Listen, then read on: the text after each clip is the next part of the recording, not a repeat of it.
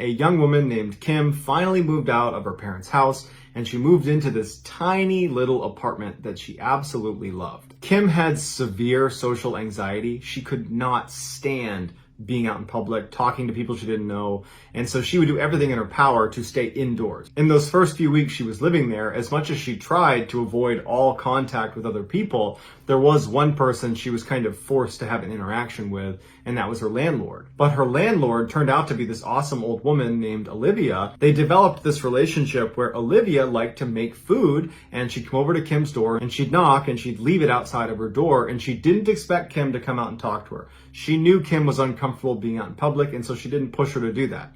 Instead, she just expected her to eat some nice food, and so Kim really grew to love Olivia. It was like she made her feel safe. 2 months after moving into this tiny little new apartment, Kim started taking a new medication for her anxiety. Now, historically, she had taken a whole bunch of different medications and knew when you start a new one, it's not uncommon to have a whole bunch of side effects that you're just not used to, and they're kind of awful, and you need some time to get used to them.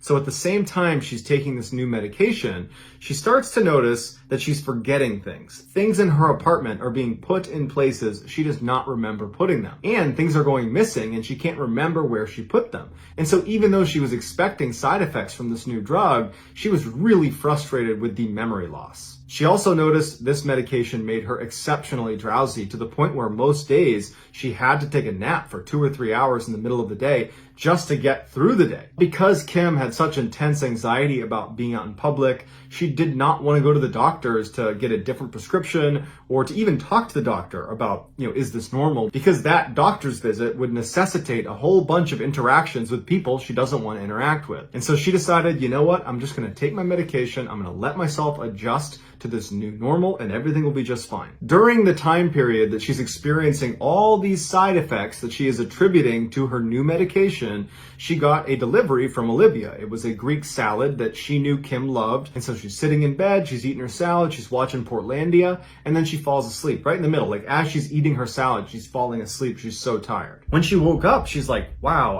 I've never fallen asleep that hard and that fast before. And she's literally still got the fork in her hand from eating her salad. And then she notices on the other side of the bed, the left side of the bed, the sheets are all disturbed, like someone has been laying there. And Kim always sleeps on the right side of the bed. It was almost like a compulsion for Kim that she could never sleep on the left side, like it was bad luck. And she reaches her hand out and she feels that side of the bed where it's been disturbed and it's still warm. And so she quickly thinks to herself, well, I guess I must have rolled over and laid on that side of the bed and then rolled back to this side, just miraculously right back in the same position I was in with the salad fork still in hand. And that's when it kind of clicks in her head, like, that's not possible. That's not possible. So what does that mean? Does that mean someone's in my apartment right now? And so she leaps out of bed, she gets her phone, she enters 911 and she's ready to dial it, and she flips on all the lights in her apartment, she's running around and there's no one in her apartment. The apartment's still locked, everything is normal. And so she puts her phone away and her heart's still racing. She's very stressed out about what's just occurred. Because in her mind, in the back of her mind anyways, she knows she didn't roll over. That didn't happen. This is when Kim began to wonder, are all these strange happenings in my apartment connected to what just happened now? Because this incident right here does not feel medication side effect driven. And so all of a sudden she's looking at the other weird things in her apartment, like the missing toothbrush and the missing shoes and things getting moved around, as suddenly connected.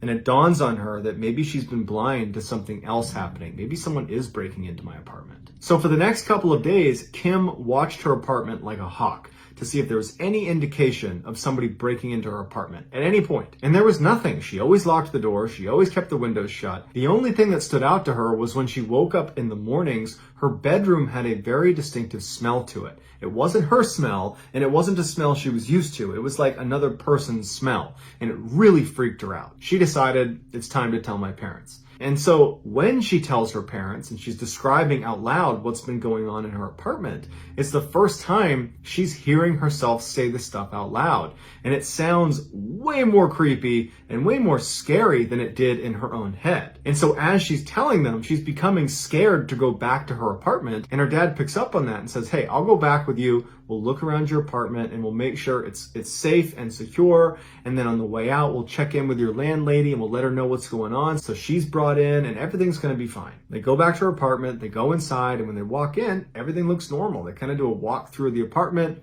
looks normal.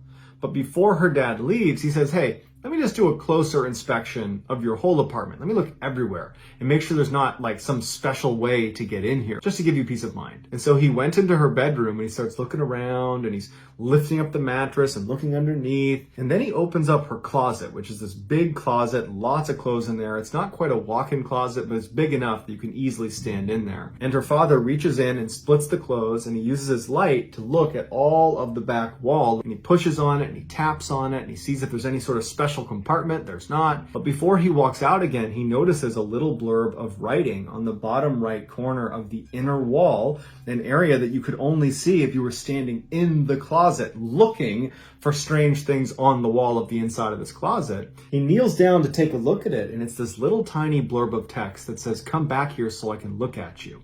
And the only way you could write it is if you were laying down in this tiny little corner facing the exit of the closet. And that's when her father looks at the bottom of the closet and one of the slats on the closet door was missing. And so in theory, if you were someone that was writing this message, you'd be laying down where your eyes would be looking through that slat right at her bed. Her father put it together and he stood up. He walked out to his daughter and he said, come over here. He showed her what's in her closet and he said, did you write that? And she goes, no. And he goes, all right, it's time to leave. They walk outside, they go to his truck, and he calls the police and he says, someone's breaking into my daughter's apartment. Police show up and using CCTV footage, they capture a grown man regularly going into Kim's apartment in the middle of the night, and he clearly has a key. It would turn out to be Olivia's grown adult son named Henry, who lived with her, who apparently, as soon as he saw Kim for the first time, he fell madly in love with her and became very obsessed with her. And he developed this fake relationship in his mind where he believed he and Kim were dating, even though Kim didn't even know Henry existed. She didn't even know he was living with Olivia. She had never seen him before. During questioning, Henry said what he did is he got sleeping pills and he ground them up, and anytime his mother was delivering food to Kim, which she loved to do, and she was always excited about it, so she was talking about it so he would know it was happening, he would put sleeping pills in her food, he would mix it in, and then he knew as soon as it was delivered, she would be asleep. And he would use his mother's spare key to go into the apartment, and what he said he did is he never touched her. He never laid a hand on Kim. Instead, he laid next to her in bed or watched her from inside the closet. So for the 4 months that Kim lived in this apartment, where she believed every time she came inside and shut the doors that she was kind of away from society, she could just be alone in her bubble, well, in reality, there was some psychopath just a few feet away from her almost the entire time. When Olivia found out about all of this, she made a point to tell Kim she had nothing to do with it and she was terribly sorry.